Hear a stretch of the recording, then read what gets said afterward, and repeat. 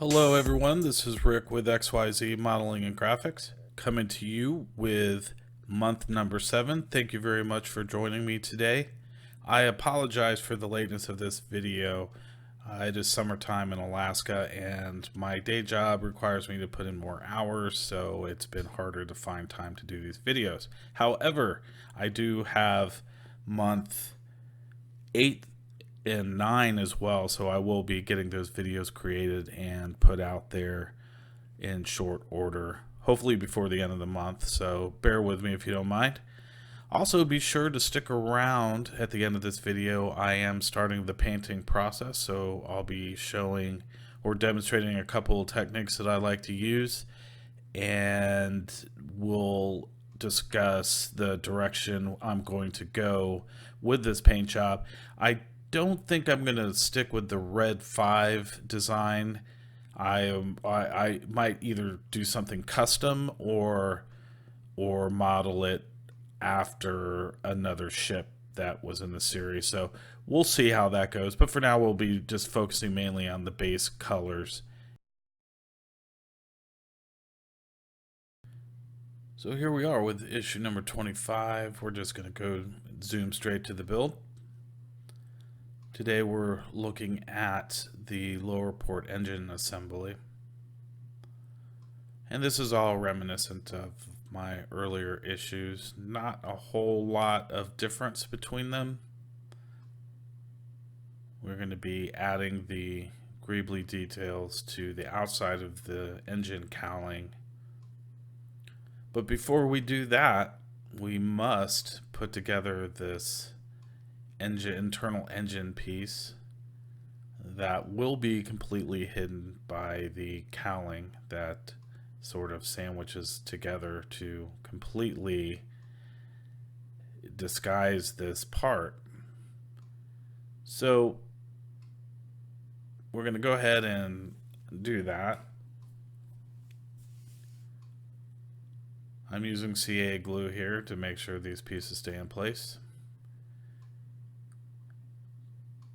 D'Agostini does not recommend super glue with any of these issues, and as I've mentioned many times before, if you choose not to use super glue, you'll either not get these parts into place or they'll fall out over time. So just keep that in mind.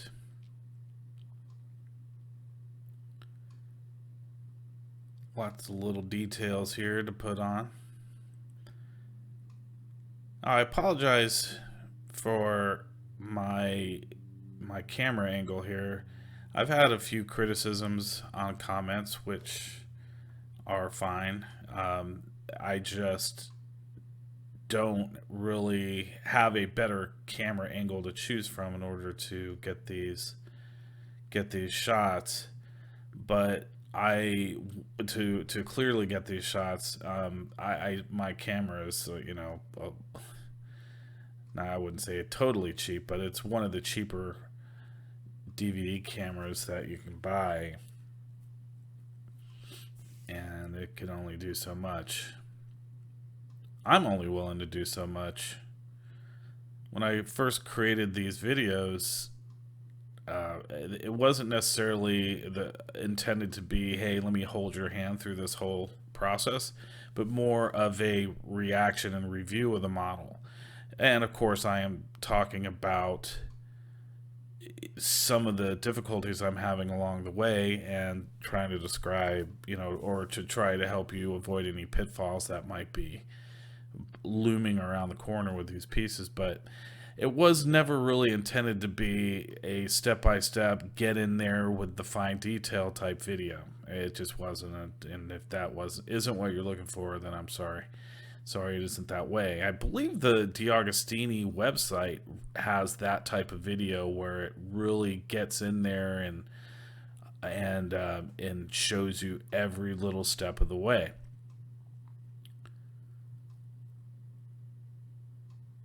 So we're continuing on with the greebly detail assembly here, and there's quite a bit. You want to make sure you put those in nice and firm. Add a touch of CA glue to ensure they stay in place.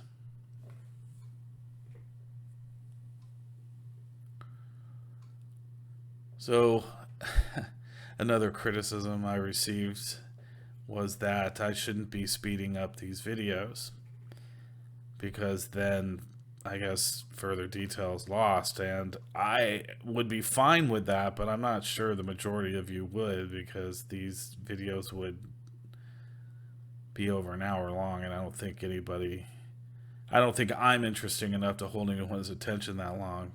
I think YouTube recommends 15 to 20 minutes per video.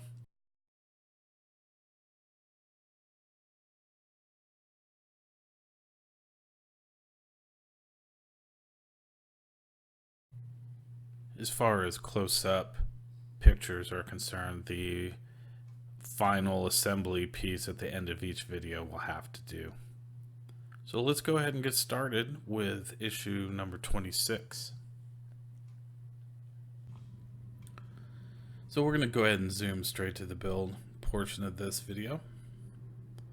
Go ahead and open up our packaging, inventory our pieces, and make sure that there aren't any manufacturing defects or anything like that that will hinder our build process. So everything checks out okay. We're going to be working on the lower port engine. And like earlier in the series here, these detail pieces are essentially hidden, and I like to call it DeAugustini busy work, which is to be expected with this series, this type of model, and DeAugustini models in general. I will say this is only the second DeAugustini model I've built, so with the Millennium Falcon, there didn't seem to be as much busy work. It seemed like everything you put together counted. You would see the detail pieces anyway. Structural pieces were obviously hidden, framing and things of that nature. But we're putting together this boat motor type thing, and just like the last one, the pieces that are inserted, or the piece that's inserted into this to give you the third blade of the turbine, is too large to fit into the hole that they give you, so you have to make some adjustments there. And I actually cut a good amount of it off and am placing super glue there to kind of grab hold of it and keep it into place. A lot of effort for a detail that will be hidden and will not be ever visible again unless you decide for some reason to dissect these engines. I am not going to be doing that.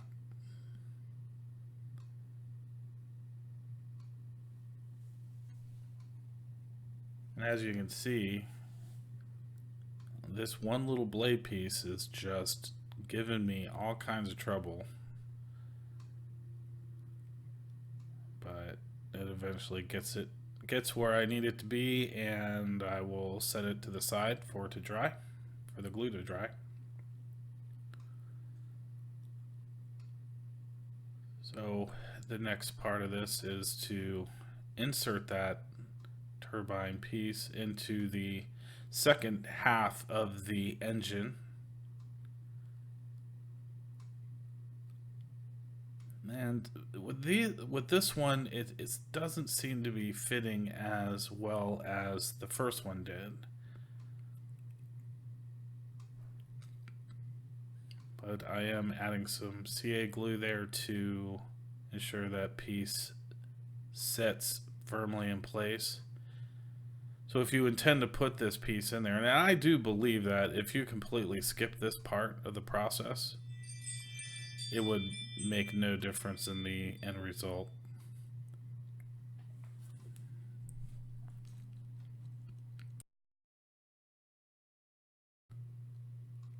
Here we are with issue number 27.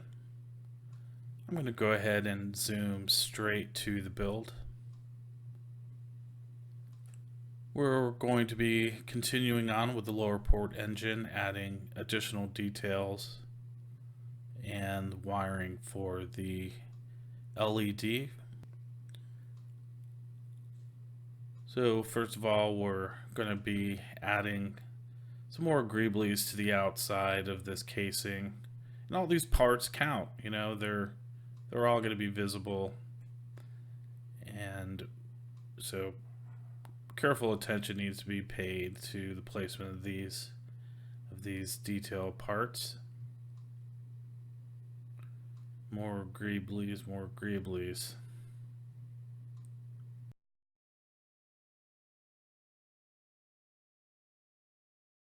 I had a subscriber tell me that this engine casing here is a replica of the F4 Phantom, I believe it was, from Vietnam era. So that is pretty interesting. Appreciate all the subscribers I've got out there. I was pleasantly surprised to see that that number is increasing. And it's, you know, a little bit of validation that I'm doing something right here. Personally, I just like building models, and it's nice to know there's others out there that share the same interest. I don't do a lot of models other than Star Wars. The Star Trek model that I had put together, the 1701A model I put together, was really my wife's idea. She's more of a Star Trek fan than I am, but that was a fun and very challenging build.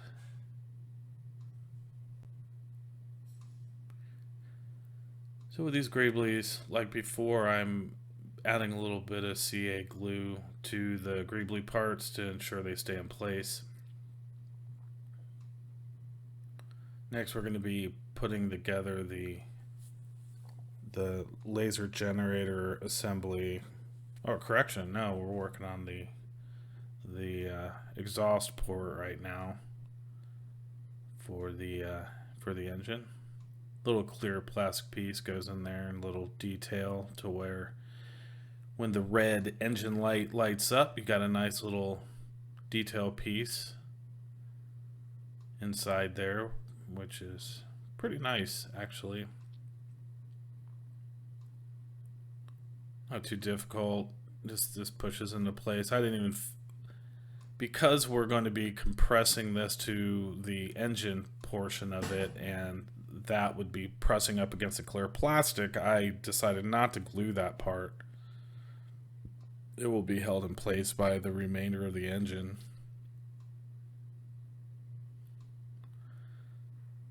So next we've got our wiring for the LED light, and I just carefully unwrap it, straighten it out as much as possible. And look at these instructions carefully, because it tells you how to insert that LED into the little silver casing for it, and how that wire should be routed or contoured along the back side of it. And next, that wiring threads through the internal engine portion, and there's a couple holes that it kind of gets threaded through, and finally gets installed into the outer engine casing. Make sure everything is seated the way it needs to be. Nothing's protruding or interfering with the second half of the engine, which we're assembling right now.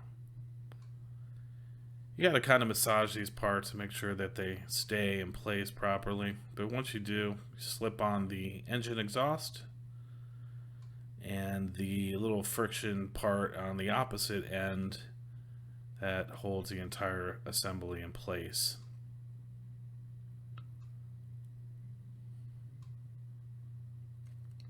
next thing and last thing to do is to check your engine exhaust for your red light, and that looks pretty good. I really like the detail of that. It looks very nice.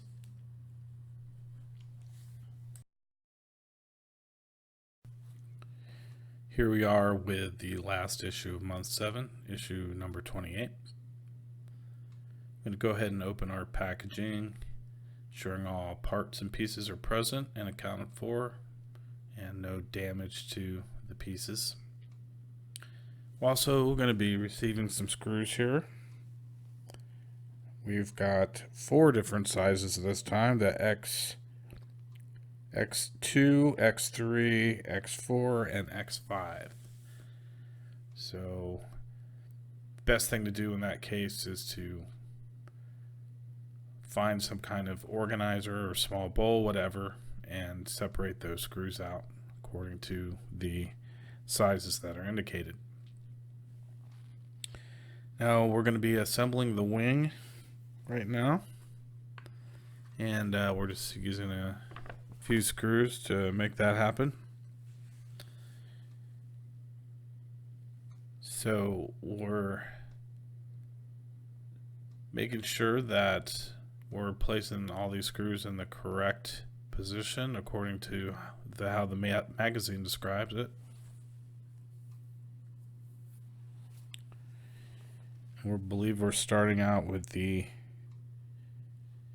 XW02 screws, but all this is very reminiscent of the first, I believe, issue number 5. It could have been issue number 6 when we were doing the upper starboard wing assembly. Similarly, we are adding some framing and some reinforcement. And as you know, at some point these wings are going to be opening and closing, so all of this rigid reinforcement will certainly be necessary. And I'm happy to see that.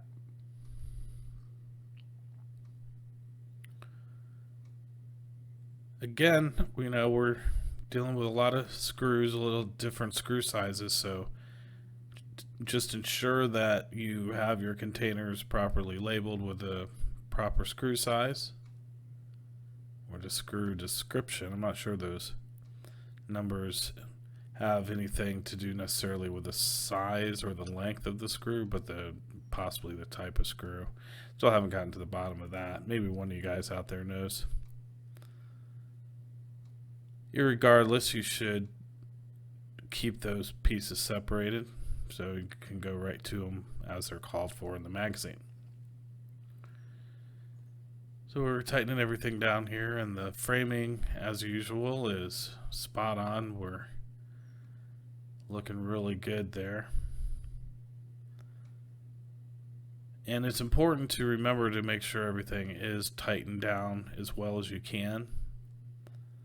Because if you recall, the next step of this is going to be adding the skins to the ship. So if you don't have everything nice and tight, then it'll be hard to get back in there to get to those screws.